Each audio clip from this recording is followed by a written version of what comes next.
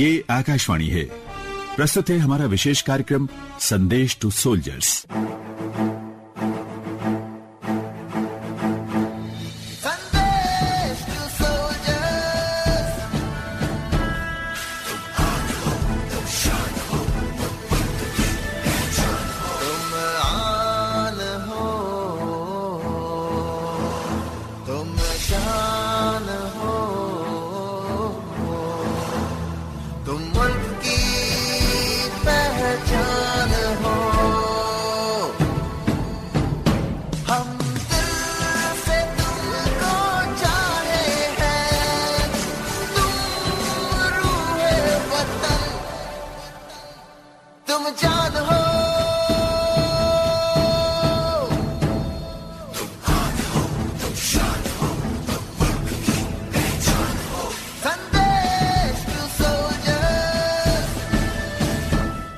तो Indian armed forces, इसका जज्बा, इसका शौर्य, इसका कर्तव्य, इसकी बातें हम सुनते रहते हैं, लेकिन आज इनकी बातें हम करेंगे क्योंकि आज संदेश टू सोल्जर्स में हमारे साथ एक खास मेहमान जुड़े हैं जिनके ऊपर दायित्व है तिरंगे की शान रखना, उसकी आन बान और पूरे भारत के कश्मीर से लेके कन्याकुमारी तक जितने भी हमारे बॉर्डर्स हैं वहां पर एक अहम भूमिका निभाती हुई सशस्त्र सीमा बल के आईजी श्री प्रदीप कुमार गुप्ता जी आज हमारे साथ जुड़ रहे हैं संदेश टू सोल्जर्स में। सर, आपका स्वागत है। धन्यवाद। पूरा देश और विदेश में आकाशवाणी के जरिए संदेश टू सोल्जर्स लोग सुनते हैं। एसएसबी सशस्त्र सीमा बल एक बहुत अहम भूमिका निभाता है भारत को एक रखने में, भारत की सुरक्षा में। 20 दिसंबर 2022 को इसका 59वां फाउंडेशन डे है। सबसे पहले तो उसकी बधाई देता हूं और कितनी अहम भूमिका आप निभा रहे हैं मैं चाहता हूं कि आप अपनी जुबानी हमारे श्रोताओं को बताएं। धन्यवाद। जैसा कि आपने बताया कि 20 दिसंबर को हम 59वीं वर्षगांठ को मनाने जा रहे हैं, तो यहाँ यह बताना उचित होगा कि एसएसबी की स्थापना सन 1963 में भारत चीन युद्ध के बाद की गई थी और उस समय जो इसका कर्तव्य था वो सीमा क्षेत्र के लोगों के मन में सुरक्षा की भावना पैदा करना, उनको प्रशिक्षित करना, जिससे कि समय पड़ने पर वो सुरक्षा बलों के साथ मिल करके देश की सुरक्षा में अपना भी योगदान दें। और उस समय ये कैबिनेट सेक्रेटेरिएट के अंतर्गत कार्य करता था और लगभग सन 2000 तक ये इसी रूप में कार्य करता रहा। कारगिल वार के बाद में जब भारत सरकार ने ये निर्णय लिया कि देश की हर सीमाओं पे एक सुरक्षा बल होना चाहिए, तो उस समय एसएसबी को गृह मंत्रालय के अंतर्गत स्थानांतरित कर दिया गया और इसको भारत नेपाल और भारत भूटान सीमाओं के सुरक्षा की जिम्मेदारी दी गई।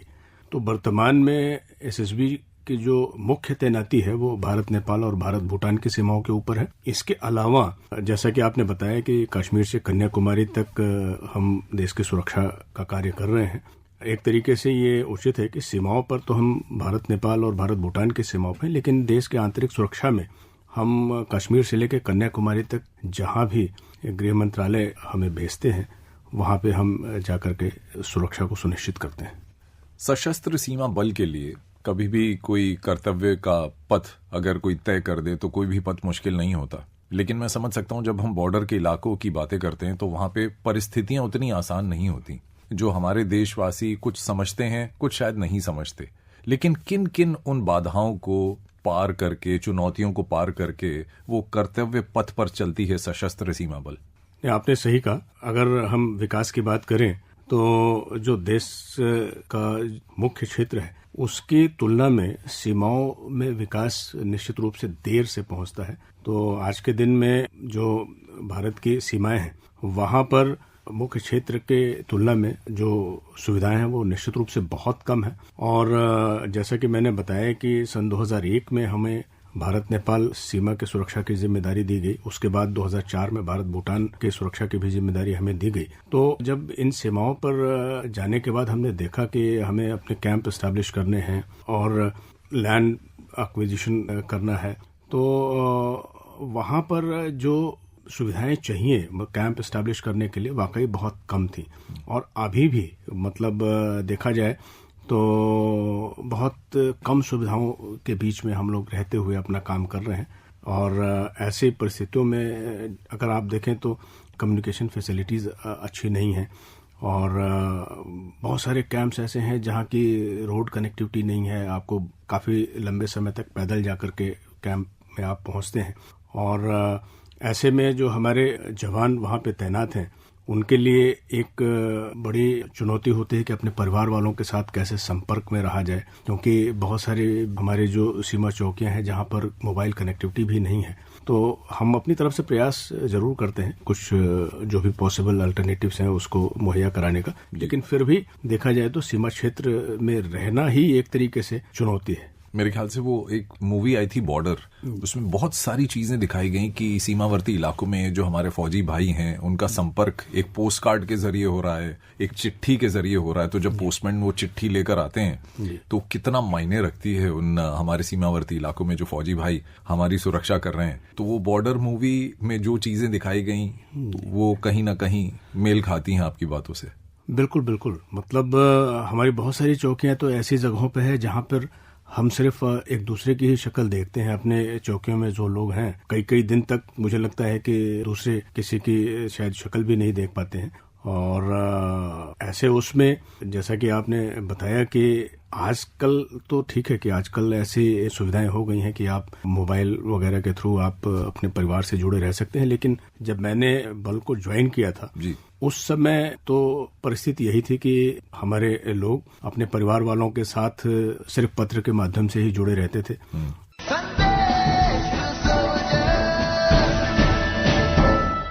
तो भारत माँ के प्रहरी हैं, दुश्मन इनसे कतराते हैं, दोस्तों के लिए ये अपने बाजू अपना दिल खोल के रखते हैं। आप सुन रहे हैं संदेश टू सोल्जर्स और आज हमारे साथ विशेष मेहमान हैं सशस्त्र सीमा बल के आईजी श्री प्रदीप कुमार गुप्ता जी। सर, माँ भारती की रक्षा करने के लिए, उसके कर्तव्य पथ पर चलने के लिए आप में ये जज्बा कब आया? मेरे पिता पुलिस विभाग में कार्यरत थे, तो मेरी जो परवरिश है वो पुलिस लाइंस के अंदर हुई है और वहां रहते हुए हमने देखा कि पुलिस में जीवन कैसा होता है। और उस समय से ही मुझे लगा कि मुझे कोई ऐसी संस्था ज्वाइन करना चाहिए जो कि यूनिफॉर्म्ड हो और उसी तरीके से डिसिप्लिन में रहती हो। और पढ़ते समय ही जब ये बात अपने मन में आई तो हमने प्रयास किया कि किसी फोर्स को ही ज्वाइन किया जाए और इत्तेफाक से मैं एसएसबी में सेलेक्ट भी हो गया जी। पढ़ाई जैसे ही समाप्त हुई उसी के साथ साथ ही यहाँ सिलेक्शन हो गया तो मैं यहाँ आ गया। आपका सिलेक्शन हुआ एसएसबी में, तब की ट्रेनिंग में, तब के सिलेक्शन में और आज की ट्रेनिंग और आज के सिलेक्शन में काफी अंतर आ गया होगा आपको लगता है? नहीं, बहुत अंतर तो नहीं है। ट्रेनिंग में जरूर समय के साथ साथ नई चीजों को जोड़ा गया है, क्योंकि जैसे जैसे नए चीजें विकसित हुई हैं, हमारा जो रोल है उसमें नए नए चीजें ऐड हुई हैं, उसी के हिसाब से ट्रेनिंग भी मॉडिफाई होती रही है। लेकिन जो बेसिक है, जैसे अगर हम अपने बेसिक ट्रेनिंग को देखें जो कि फोर्स में जैसे ही हम इंडक्ट होते हैं उस समय ट्रेनिंग होती है, उसका स्वरूप मेरे ख्याल से लगभग वही है जैसा पहले था। तो मेरे ख्याल से सन 1989-90 का एक दौर था जहां पे मिलिटेंसी काफी पंजाब में चल रही थी। आप वहां पोस्ट किए गए, ठीक है, आप करियर में एक आपने शुरुआत की थी, एक बहुत बड़ा दायित्व आपके कंधों पर आया। वो दौर, उसके बारे में थोड़ा सा बताएं, क्योंकि बहुत काबिलियत के साथ आपने उस इंसर्जेंसी टेररिज्म जो चल रहा था उसको आपने बहुत अच्छे से रोका।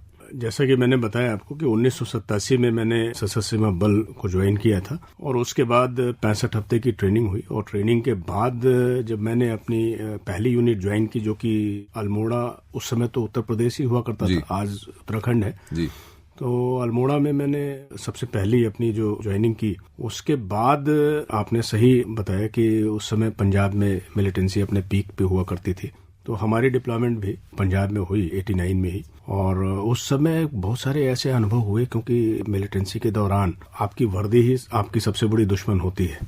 अगर आप वर्दी में कहीं निकल रहे हैं तो नेचुरली आप मिलिटेंट्स के टारगेट होते हैं। तो ऐसी परिस्थिति में स्वयं को और जो हमारे यूनिट के मेंबर्स हैं उनको सेफ एंड सिक्योर रखते हुए जो भी हमको टास्क मिले उसको ठीक तरीके से करना, ये भी बहुत बड़ी चुनौती होती थी। और मुझे खुशी है कि मतलब करियर के शुरुआत में ही मुझे ऐसा मौका मिला और ऐसी परिस्थिति में मुझे काम करने का मौका मिला, जिससे कि बहुत सारी चीजें हमने सीखी और ट्रूप्स को ऐसी कठिन परिस्थितियों में किस तरीके से मोटिवेट करके और उनको टास्क के लिए तैयार किया जाए और टास्क को सफलतापूर्वक पूर्ण किया जाए, ये शुरुआत में ही सीखने को मिला, जो मुझे अभी तक मतलब देखा जाए मेरे काम आता है। मेरा अगला सवाल यही था कि आप ऐसी कठिन परिस्थिति में, उन डिफिकल्ट टेरेन्स में मोटिवेशन एक सबसे बड़ा फैक्टर होता है, क्योंकि आपने मन में अगर डाल दिया कि जीत निश्चित है, तो वो आपकी बटालियन हो या पूरी आपकी फोर्स हो, तो मन में वो ख्याल आ जाता है। तो ये मोटिवेशन फैक्टर एसएसबी में बहुत मैटर करता है। तो आप इसके लेवल्स मेंटेन कैसे करते हैं अपनी फौज के साथ?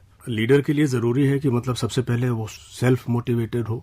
मतलब अगर आप खुद से मोटिवेटेड नहीं हैं तो नेचुरली जो आपके सबऑर्डिनेट्स हैं उनको मोटिवेट करके नहीं रख सकते हैं। तो सबसे पहले तो हम अपने आप को कोशिश करते हैं कि कैसी भी परिस्थिति हो, एक तरीके से एक ऐसी मानसिक अवस्था हमने अपने अंदर ही विकसित किया है कि परिस्थिति चाहे जैसे भी हो, हम हर परिस्थिति को फेस करने के लिए ट्रेंड किए गए हैं। तो हमेशा मतलब जब कभी भी किसी भी तरीके का चैलेंजिंग काम हमको मिलता है तो सबसे पहले तो हम ये मानते हैं कि ये काम हमको पूरा करना है। उसके बाद जरूर जैसा कार्य होता है उसके हिसाब से हम अपनी टीम बनाते हैं, जो लोग मिल करके इस काम को कर पाएंगे। और उसके बाद मोटिवेशन और ये सब चलता है कि हमने काम को किस तरीके से करना है और कम से कम समय में काम करना है और बिल्कुल परफेक्शन के साथ करना है। तो ये सब चीजें मतलब एक तरीके से एक प्रोसेस के तौर पे चलती हैं। और एक देखा जाए तो समय के साथ साथ इस तरीके से हम लोगों का विकास हो गया है कि अब कोई भी बड़े से बड़ा भी काम आए तो मुश्किल नहीं लगता है। मेरे ख्याल से वो मिट्टी जो हमारी है, भारत की मिट्टी, उसकी तरफ देखते भी एक बड़ी मोटिवेशन आती होगी ना। आप भी तो अलग अलग इलाकों में गए हैं जहाँ मिट्टी का हल्का सा रंग बदल गया हो, लेकिन उसका भाव वही रहता है। बिल्कुल, मतलब मैं भाग्यशाली हूँ कि बल की सदस्यता ज्वाइन करने के कारण ही देश के लगभग सभी हिस्सों में मुझे काम करने का मौका मिला। अगर मैं किसी दूसरी संस्था में होता तो शायद ये मौका नहीं मिलता। और हर जगह जाकर के मुझे ये देखने को मिला लोगों के अंदर देश प्रेम कितना है। लोग बल के साथ इतनी आसानी से जुड़ जाते हैं।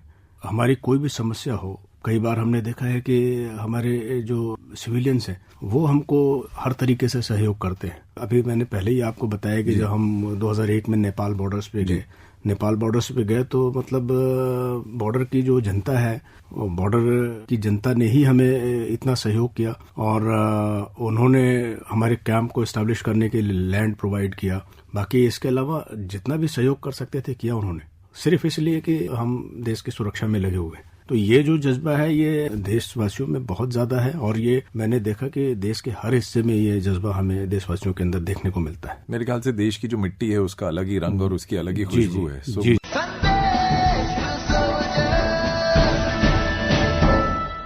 संदेश टू सोल्जर्स सुन रहे हैं आप, और आज हमारे साथ मौजूद हैं Shri Pradeep Kumar Gupta ji, IG SSB. Sir, सशस्त्र सीमा बल एक बहुत बड़ी फोर्स है, लेकिन इस फोर्स के अंदर डिफिकल्ट टास्क्स बहुत सारे उनको करने पड़ते हैं। कभी देशवासियों तक ये बातें पहुंचती हैं, कभी नहीं पहुंचती, लेकिन आपको पता है कि अगर मेरा ये मिशन है, मुझे ये मिशन अचीव करना है। मैं बात कर रहा हूं साल 1994 और 1998 तक, जब आप एनएसजी के साथ थे। नेशनल सिक्योरिटी गार्ड्स एक बहुत अहम भूमिका निभाती है भारत के अंदर। सबसे डिफिकल्ट टास्क उन्हें दिए जाते हैं। वीआईपीज की सिक्योरिटी हो तो उनका दायित्व जो है वो बढ़ जाता है। और उसके बाद जब कारगिल वॉर हुई तो कश्मीर में आपकी पोस्टिंग हुई। तो ये वाला जो फेज था एक साथ जो चला, इसके बारे में थोड़ा सा प्रकाश डालें और हमारे देशवासियों को बताएं। मैं 5 साल की प्रतिनियुक्ति पर नेशनल सिक्योरिटी गार्ड में रहा, 1994 से लेकर के 1998 दिसंबर तक। और जैसे कि आप जानते हैं कि एनएसजी एक एलीट फोर्स है देश की, और वहाँ काम करना ही एक बड़े गर्व की बात होती है। तो मैं भाग्यशाली हूँ कि मुझे ये मौका मिला कि एनएसजी में मैं 5 साल अपनी सेवाएं दे सकूं।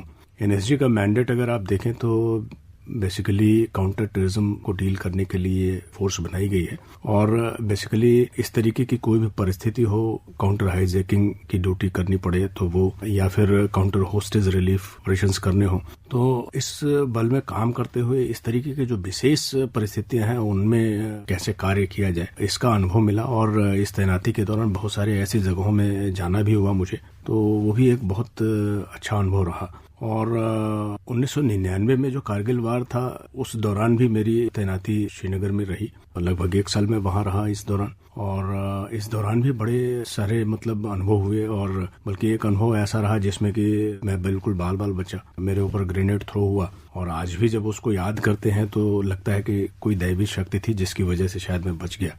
ये किस इलाके की बात है? और ये श्रीनगर शहर के अंदर ही ये घटना हुई थी, और मैं अपनी किसी पोस्ट को चेक करने जा रहा था, और मुझे लगता है कि शायद हमारा मूवमेंट मिलिटेंट्स वगैरह ने वॉच किया होगा। तो हमने जहाँ पे अपनी गाड़ी खड़ी की अपने कैंप के सामने रोड के ऊपर, उसी समय ग्रेनेड थ्रो किया गया। लेकिन लकीली मतलब कुछ ऐसा इंट्यूशन था कि गाड़ी पार करने के बाद मतलब गाड़ी का इंजन बंद नहीं हुआ था, लेकिन मैंने कहा कि थोड़ा सा आगे चलते हैं पहले।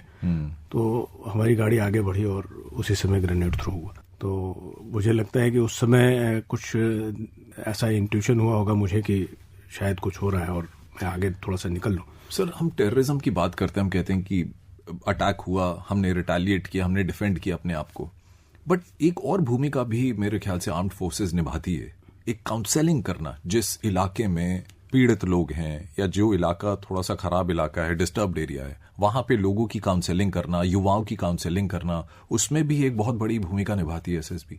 बिल्कुल, हम शुरू से ही मतलब ये कार्य करते रहे हैं। जब कैबिनेट सेक्रेटरीट के अंडर में हम काम करते थे, उस समय भी सीमा क्षेत्र की जो जनता है, वो विशेष रूप से युवा वर्ग जो है जी, उसको जरूर हम प्रशिक्षित भी करते थे कि देश की सुरक्षा कैसे की जाती है, और समय पड़े तो वो सुरक्षा बलों के साथ कंधे से कंधा मिला करके देश की सुरक्षा करे। इसके साथ साथ ही हमारा ये जोर होता था कि जो देश का युवा वर्ग है, खासतौर पर सीमाओं पर, उनको स्किल डेवलपमेंट की ट्रेनिंग दी जाए जी, और जिससे कि वो इधर उधर कहीं डेविएट होने की बजाय कोई क्रिएटिव काम करे, और उसके माध्यम से ही अपना परिवार का भरण पोषण करने के साथ साथ ही देश की अर्थव्यवस्था में भी योगदान करे।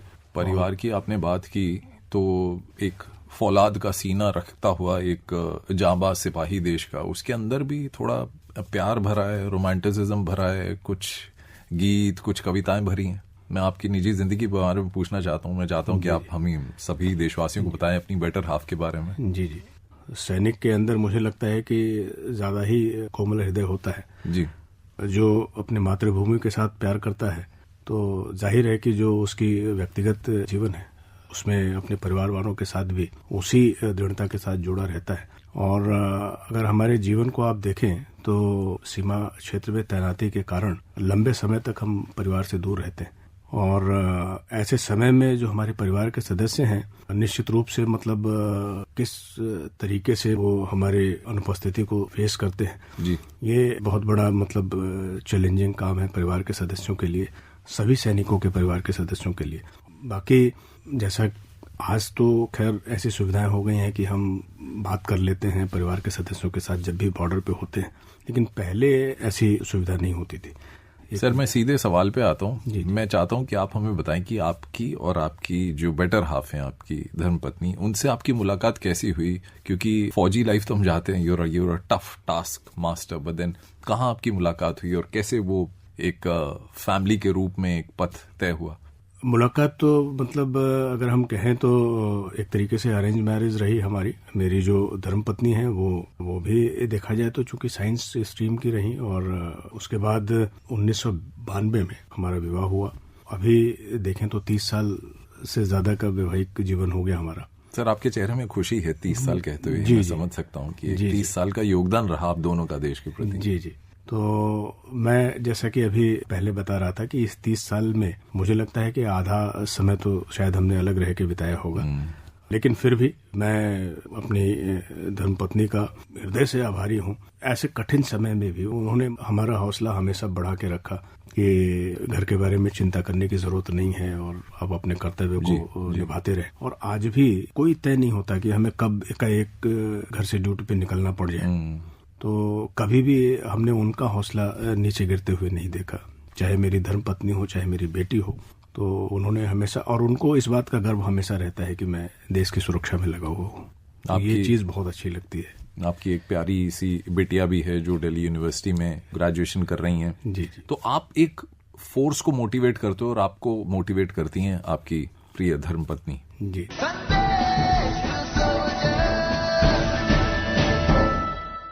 तो ये है संदेश टू सोल्जर्स और आप सुन रहे हैं ये प्रोग्राम मेरे साथ। मेरा नाम है मुनीश जौली और आज हमारे साथ बैठे हैं खास मेहमान सशस्त्र सीमा बल के आईजी श्री प्रदीप कुमार गुप्ता जी।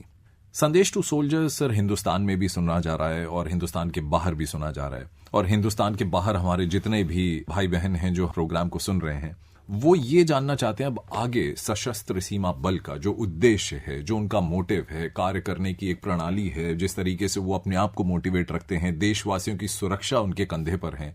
तो आगे आपके जो मिशंस हैं या आपके जो गोल्स हैं जो आप अचीव करना चाहते हैं जब तक आप कार्यरत हैं, वो क्या है? सशस्त्र सीमा बल का जो वर्तमान स्वरूप है, जिसमें कि हम भारत नेपाल और भारत भूटान सीमाओं की सुरक्षा की जिम्मेदारी निभा रहे हैं। जैसा कि आप जानते हैं ये दोनों देश मित्रवत देश हैं और इनके सीमाओं की सुरक्षा की जो जिम्मेदारी है मुझे लगता है कि ज्यादा चुनौतीपूर्ण है अगर हम तुलना करें दूसरे जो सीमा रक्षक बल हैं उनसे, क्योंकि यहाँ दोनों देशों के बीच में मैत्रीवत संबंध है और शायद इसी का फायदा उठा करके जो देशद्रोही तत्व हैं वो देश की सीमाओं में प्रवेश करते हैं या इन खुली सीमाओं का फायदा उठाते हुए तरह तरह के जो अवैध व्यापार है वो करते हैं। हमारे लिए ऐसे लोगों को पहचान पाना एक बहुत बड़ी चुनौती का कार्य होता है और उसको हम ठीक तरीके से कर रहे हैं।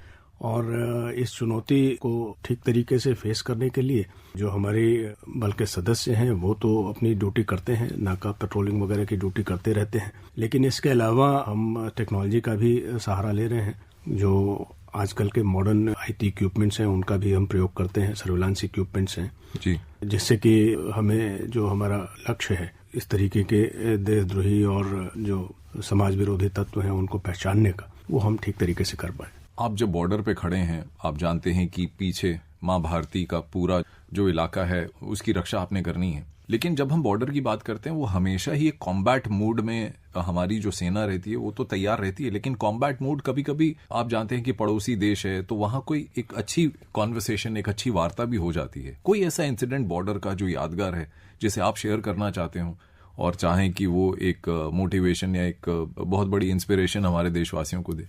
भारत नेपाल और भारत भूटान सीमाओं के ऊपर जो हमारे नेपाल और भूटान के हमारे जो साथी बल के सदस्य हैं उनके साथ तो हमारा बहुत अच्छा कोऑर्डिनेशन रहता है और इतना अच्छा कोऑर्डिनेशन है कि कभी भी सीमा पर कोई तनावग्रस्त स्थिति पैदा हो तो हम उसका समाधान बातचीत करके ही निकालते हैं। कई बार ऐसी घटनाएं हुई हैं सीमा पर, दोनों देश की जनता के बीच में मनमुटाव हुआ किसी चीज को लेकर के, चाहे पानी की सप्लाई को लेकर के या फिर और सीमा पर इंक्रोचमेंट है उसको लेकर के। तो ऐसी सभी परिस्थितियों में जो हमारे संबंध है सीमा क्षेत्र की जनता के साथ, साथ में जो पड़ोसी क्षेत्र की जनता और वहाँ के जो एजेंसियां हैं, वहाँ के जो सुरक्षा बल हैं, तो हम सभी मिलकर सुलझाते रहे हैं जी। कभी भी ऐसी स्थिति पैदा नहीं होने दिया हमने जिससे कि लगे कि कोई परिस्थिति खराब हो रही। सर, सशस्त्र सीमा बल में मेरे ख्याल से 97,000 से ज्यादा सुरक्षाकर्मी कार्यरत हैं और आप सिर्फ दायित्व एक ही चीज का नहीं, आप बहुत सारी रिस्पॉन्सिबिलिटीज लेते हैं और एक सबसे बड़ी रिस्पॉन्सिबिलिटी जो मैं जानता हूं कि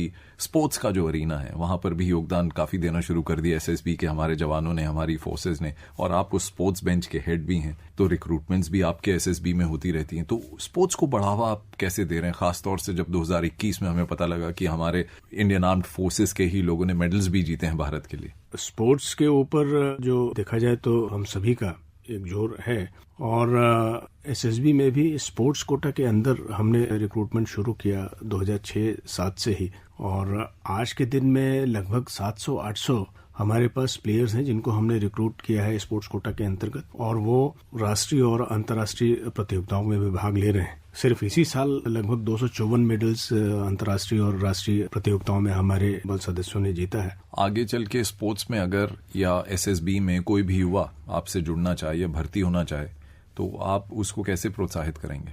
सीमाओं पर जहां कहीं भी हमारी तैनाती है हम प्री रिक्रूटमेंट ट्रेनिंग चलाते हैं। सीमा क्षेत्र की जो युवा जनता है उनको सिर्फ इसी चीज के लिए प्रेरित करने के लिए कि वो बल की सदस्यता को ग्रहण करें और इसके लिए हम उनको जो रिक्रूटमेंट से संबंधित प्रोसीजर है और रिक्रूटमेंट के लिए क्या क्या एलिजिबिलिटी कंडीशंस हैं और टेस्ट किस तरीके से होते हैं जी, इसके बारे में हम उनको ट्रेन करते रहते हैं। इस ट्रेनिंग और मोटिवेशन के कारण बहुत बड़ी संख्या में सीमा क्षेत्र की जनता ने हमारे बल को ज्वाइन किया है जी।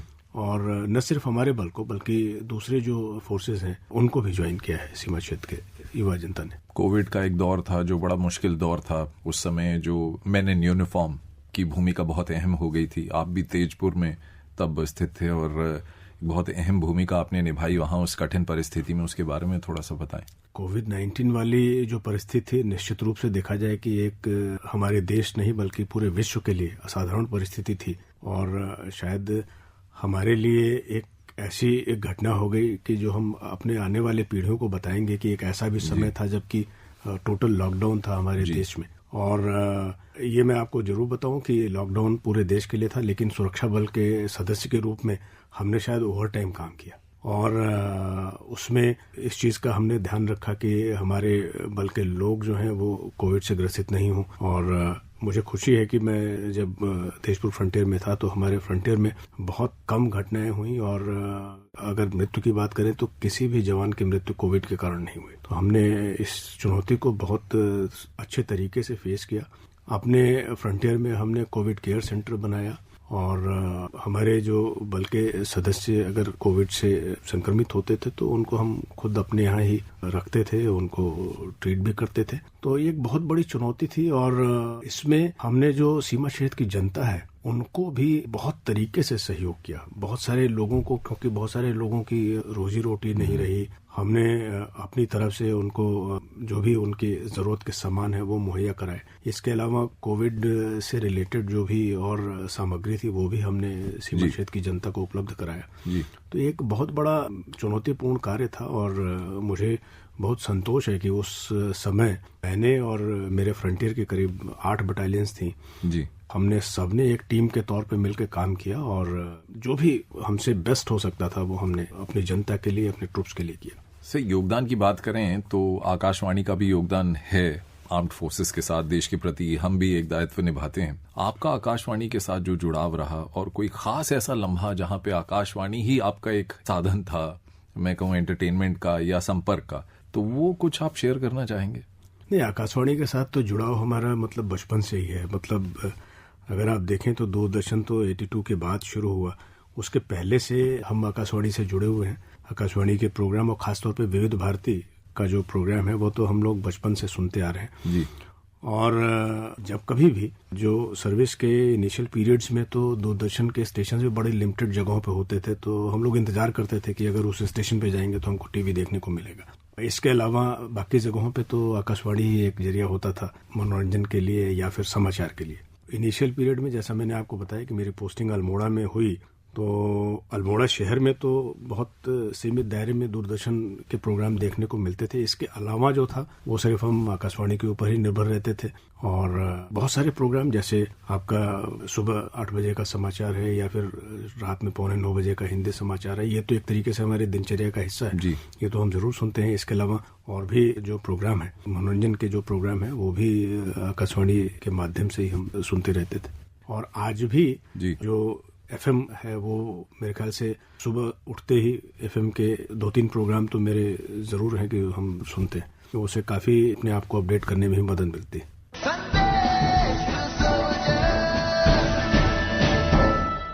तो संदेश टू सोल्जर्स में अब समय है कि हम अपने विशेष अतिथि श्री प्रदीप कुमार गुप्ता जी से विदा लें, सशस्त्र सीमा बल के आईजी। लेकिन चलते चलते एक खास दायित्व और आपको निभाना है, क्योंकि पूरा देश आपको सुन रहा है और देश के बाहर भी हमारे श्रोता हमारे साथ जुड़े हैं। चलते चलते आप उनको क्या संदेश देना चाहेंगे? अगर बल के सदस्यों की बात करें तो मेरा उनके लिए संदेश ये है कि हमने जब बल की सदस्यता ग्रहण की है, एक यूनिफॉर्म पहनी है, तो हमारा जो देश के प्रति कर्तव्य है, देश की जनता के प्रति कर्तव्य है, वो हम हमेशा याद रखें।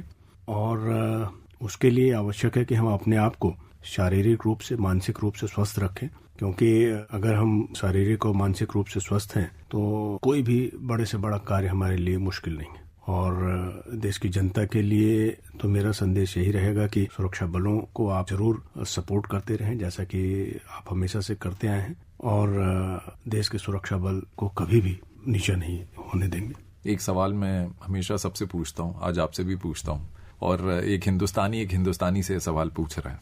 आप जवाब अपने भाव के साथ दे सकते हैं, जो भी आपके भाव आए। ये तिरंगा आपके लिए क्या मायने रखता है? तिरंगा हमारे लिए हमारी जान है, हमारी शान है। और अगर एक फौजी के लिए, फौजी के उसमें बात करें कि उसके इच्छा क्या होगी, तो मुझे लगता है कि वो यही चाहता है कि अगर हमारी मृत्यु हो तो हमारा शरीर तिरंगे में लिपट के हमारे घर में वापस जाए। एसएसबी के आईजी श्री प्रदीप कुमार गुप्ता जी, ये मेरा सौभाग्य है कि आज आपसे वार्ता करने का मौका मुझे मिला और बहुत अच्छा लगा मुझे भी, और आशा करता हूं कि देशवासियों को भी आपकी बातें सुनकर बहुत अच्छा लगा होगा। आकाशवाणी की तरफ से आपके स्थापना दिवस जो 20 दिसंबर 2022 को है, 59वें स्थापना दिवस की बहुत बहुत शुभकामनाएं। आप सब लोग खुश रहें, सशस्त्र सीमा बल का मनोबल हमेशा से कायम रहे, यही दुआ करते हैं हम सब आकाशवाणी से। बहुत बहुत धन्यवाद। और आकाशवाणी जिस तरह से हमेशा सुरक्षा बलों के साथ जुड़ी रहती है और आपके जो कार्यक्रम हैं उनसे हमारा मनोरंजन भी होता है, ज्ञानवर्धन भी होता है, इसी तरीके से आप सुरक्षा बलों के साथ जुड़े रहें। आपको भी बहुत बहुत शुभकामनाएं। जय हिंद। जय हिंद सर।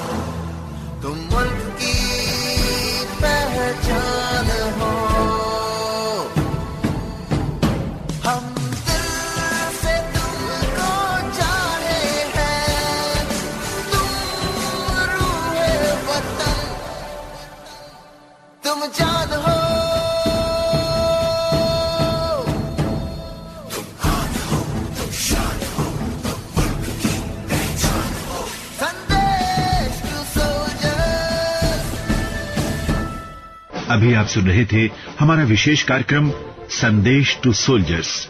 ये कार्यक्रम आकाशवाणी के दिल्ली केंद्र से प्रसारित किया गया।